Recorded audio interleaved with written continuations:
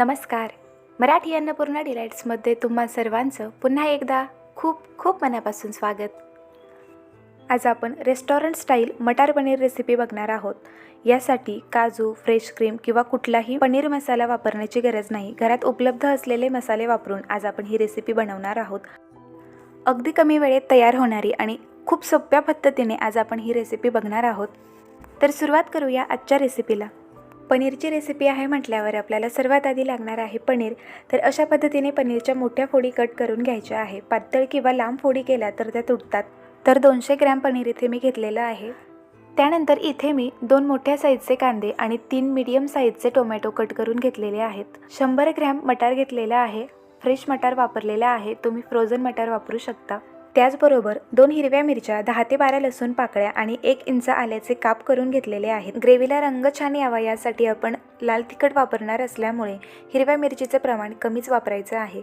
त्यानंतर थोडीशी कोथिंबीर घेतलेली आहे. मसाल्यांमध्ये इथे मी 1 टीस्पून कश्मीरी लाल तिखट घेतलेला आहे. 1 टीस्पून गरम मसाला, घरात उपलब्ध असलेला कोणताही मसाला तुम्ही वापरू शकता. अर्ध्या टीस्पूनपेक्षा कमी हळद घेतलेली आहे. 1 ते 1.5 टेबलस्पून धणा पावडर, अर्धा टीस्पून जिरे पावडर आणि 1 टेबलस्पून कसुरी मेथी हातावर बारीक करून घेतलेली आहे. त्याचबरोबर तेल घेतलेलं आहे. तेल आपण गरजेनुसार वापरणार आहोत. 1 बटर क्यूब आणि चवीनुसार मीठ घेतलेलं आहे.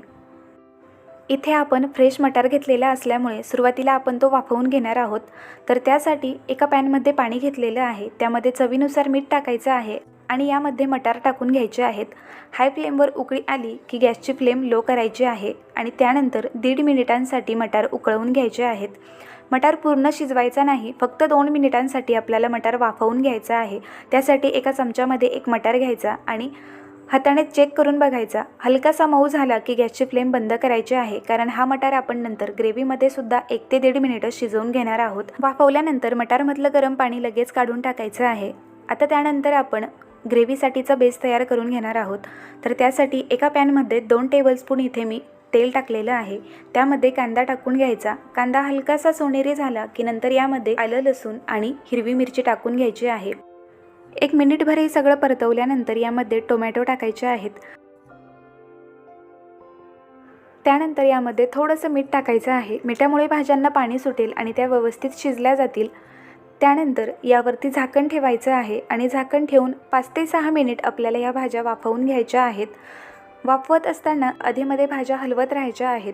जर पाणी कमी वाटत असेल किंवा भाज्या कोरड्या वाटत असतील तर यामध्ये 2 ते 3 टेबलस्पून पाणी वापरलं तरीही चालेल.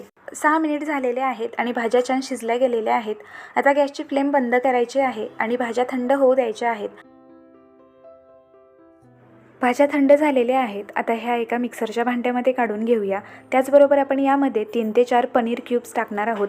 पनीरमुळे भाजीला छान मऊ टेक्स्चर येतं आणि भाजी थंड झाली की तिला पाणी सुटत नाही. तर आता आपण हे मिक्सरला बारीक वाटून घेऊया. गरज वाटल्यास तुम्ही यामध्ये थोडंसं पाणीही वापरू शकता. ग्रेव्हीसाठी एका कढाईमध्ये 3 ते 4 टेबलस्पून तेल घेऊया. यामध्ये तयार करून घेतलेली पेस्ट टाकायची आहे. यावेळी तेल जास्त किंवा कडकडीत तापलेलं नसावं, नाहीतर पेस्ट टाकताना तेल हातावर उडू शकतं. त्यामुळे तेल हलकंसं गरम असतानाच यामध्ये पेस्ट टाकून घ्यायची आहे. त्यानंतर गॅसची फ्लेम हाय करायची आहे. हाय फ्लेमवरच आपल्याला पेस्ट एकसारखी ढवळत परतवून घ्यायची आहे. जेव्हा पेस्टमधून बुडबुडे यायला सुरुवात होतील आणि पेस्ट कढाईबाहेर उडायला सुरुवात होईल त्यावेळी गॅसची फ्लेम लो करायची आहे आणि त्यावर झाकण ठेवायचं आहे. अधेमध्ये ढवळत पेस्ट आपल्याला 5 ते 6 मिनिटांसाठी शिजवून घ्यायची आहे. शिजवल्यानंतर पेस्टचं प्रमाण पहिल्यापेक्षा कमी झालेलं आहे. ती छान दाटसर झालेली आहे. आता या स्टेजला आपण यामध्ये मसाले टाकून घेऊया. तर लाल तिखट, हळद, जिरेपूड आणि धणा पावडर टाकल्यानंतर पेस्ट पुन्हा छान परतवून घ्यायची आहे. लो फ्लेमवर 2 ते 3 मिनिटांसाठी तुम्ही ही ग्रेव्ही कडेने तेल सुटेपर्यंत शिजवून घेऊ शकता. पण जर तुम्ही घाईत असाल, वेळ कमी असेल तर अशा पद्धतीने हाय फ्लेमवर एकसारखी ढवळत ग्रेव्ही परतवून घ्यायची आहे. साधारणतः 1 मिनिटाच्या आत ग्रेव्हीमधलं पाणी कमी होतं आणि कडेने तेल सुटायला सुरुवात होते. आता यावेळी आपण यामध्ये अर्ध बटर टाकून घेणार आहोत. बटर नसेल तर तुम्ही यामध्ये 1 ते 1.5 टेबलस्पून साजूक तूप वापरू शकता.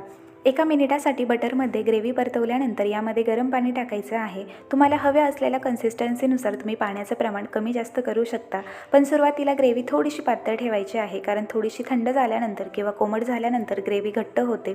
त्यानंतर 2 मिनिटांसाठी झाकण ठेवून ग्रेव्ही आपल्याला शिजवून घ्यायची आहे। तोपर्यंत पनीर फ्राय करून घेऊया। त्यासाठी पॅनमध्ये 1 टेबलस्पून तेल आणि राहिलेलं बटर घेतलेले आहे। यामध्ये पनीर टाकून घेऊया।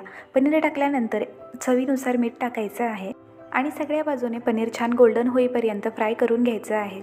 त्यानंतर यामध्ये वाफवून घेतलेले मटार टाकून घेऊया। 30 ते 40 सेकंदासाठी मटार आपल्याला फ्राय करून घ्यायचे आहे। आपण पनीर शेवटी फ्राय करून घेतलेले आहे, त्यामुळे ते पाण्यामध्ये टाकण्याची गरज नाही। इकडे भाजी ही छान शिजलेली आहे। आता यामध्ये गरम मसाला, कसुरी मेथी आणि चवीनुसार मीठ टाकून घेऊया। लो फ्लेमवरच 1 मिनिटासाठी भाजी शिजवून घेऊया आणि त्यानंतर यामध्ये फ्राय केलेलं पनीर आणि मटार टाकून घेऊया।